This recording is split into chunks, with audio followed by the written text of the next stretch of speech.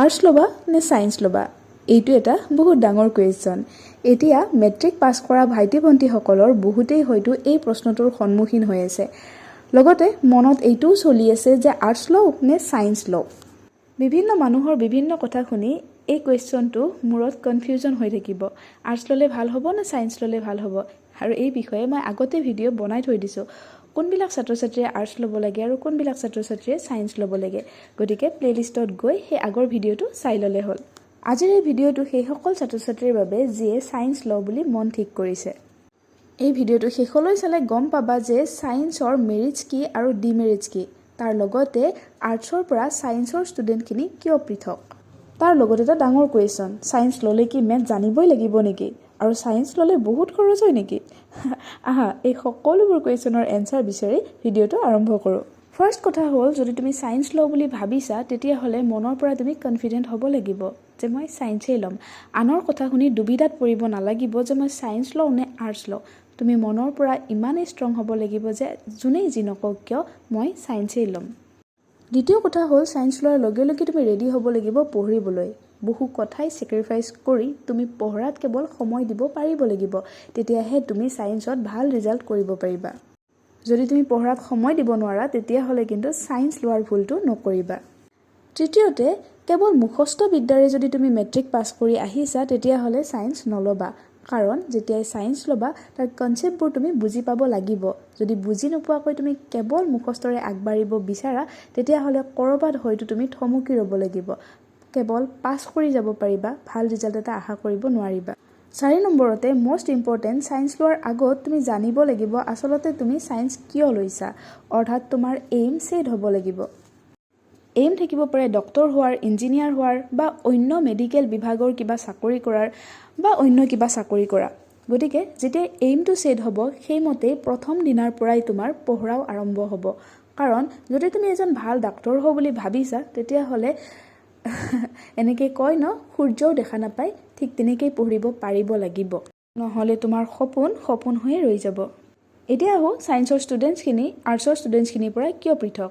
কাৰণ আৰ্টছ হৈছে ছাবজেক্টিভ, গতিকে মুখস্থ বিদ্যা তেওঁলোকৰ বাবে জৰুৰী হৈ পৰে। কিন্তু ছায়েন্স হৈছে প্ৰেক্টিকেল ছাবজেক্ট, য'ত মুখস্থ বিদ্যাই কিন্তু কাম নিদিয়ে। গতিকে আৰ্টছৰ ষ্টুডেণ্টছখিনিৰ পৰা ছায়েন্সৰ ষ্টুডেণ্টখিনি নিশ্চয়কৈ পৃথক। তাৰ লগতে আৰ্টছৰ ষ্টুডেণ্টখিনি যিমানখিনি পঢ়িব তাতকৈ দুগুণ বেছি ছায়েন্সৰ ষ্টুডেণ্টখিনি পঢ়িব লগা হৈ যায়। গতিকে এই ক্ষেত্ৰতো ছায়েন্সৰ ষ্টুডেণ্টছখিনি আৰ্টছৰ ষ্টুডেণ্টছখিনিতকৈ পৃথক হ'ব লগা দৰকাৰ হৈ। তাৰ লগে লগে কওঁ, যদি ছায়েন্স লৈ তুমি ডাক্তৰ, ইঞ্জিনিয়াৰ বা তেনেকুৱা কিবা লাইন পঢ়িছা তেতিয়া সেইটো বেলেগ কথা। কিন্তু তুমি যদি ডিগ্ৰী পঢ়িছা তেতিয়াহ'লে আৰ্টছৰ ষ্টুডেণ্টছ আৰু ছায়েন্সৰ ষ্টুডেণ্টছৰ মাজত বহুত বেছি পাৰ্থক্য নাই।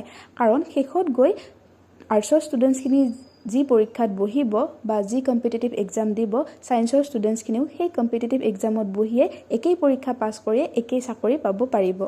এতিয়া আহোঁ ষ্টুডেণ্টছৰ মনত চলি থকা এটা বহুত ডাঙৰ কুৱেশ্যন, ছায়েন্স ল'লে কি মেথছ লাগিবই নেকি?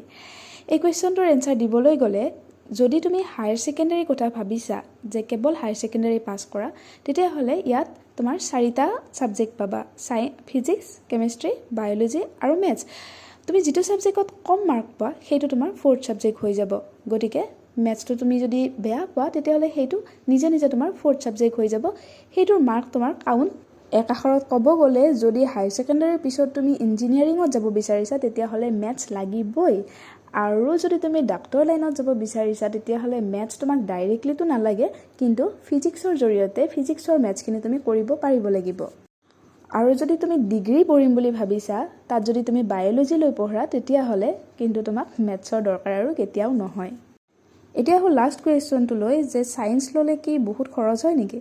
এই কুৱেশ্যনটোৰ এনচাৰ দিবলৈ গ'লে মই ক'ব বিচাৰোঁ যে ছায়েন্সত এটা এক্সট্ৰা খৰচ আহে। কাৰণ কিয়? ছায়েন্সত কেৱল তুমি টেক্সট বুকখন পঢ়ি পৰীক্ষা দিব গ'লে নহ'ব, তাত তুমি ৰেফাৰেঞ্চ বুক পঢ়িবই লাগিব। গতিকে ৰেফাৰেঞ্চ বুক কিনিলে তাত এটা এক্সট্ৰা খৰচ হয়। তাৰ লগতে প্ৰেক্টিকেল বুক কিনিব লাগে, এইবিলাকো এটা সৰু সৰু এক্সট্ৰা খৰচ আহি পৰে। তাতকৈ বেছিকৈ যদি চাবলৈ যাওঁ, তুমি যদি টিউশ্যন ল'ব বিচাৰা সেই টিউশ্যনত এটা এক্সট্ৰা খৰচ গুচি যায়। এইখিনিয়ে আছিল আজিৰ ভিডিঅ'টোৰ মূল কথা। আশা কৰোঁ ভিডিঅ'টো শেষলৈ চাই তুমি এইটো এটা ধাৰণা ল'ব পাৰিছা যে ছায়েন্স ল'লে তুমি কিদৰে আগবাঢ়িব লাগিব। এনেকুৱা কোনো কথা নাই যে ছায়েন্স টান আৰ্টছ সহজ বা আৰ্টছ টান ছায়েন্স সহজ। এইটো কেৱল নিজৰ কথা, মই কি পাৰোঁ। গতিকে ডিচিশ্যন কিন্তু সদায় নিজেই ল'বা, আনৰ পৰা ইনফ্লুৱেঞ্চ নহ'বা। আনৰ উপদেশ নিশ্চয়কৈ ল'বা, কিন্তু ডিচিশ্যন সদায় নিজেই ল'বা। ধন্যবাদ।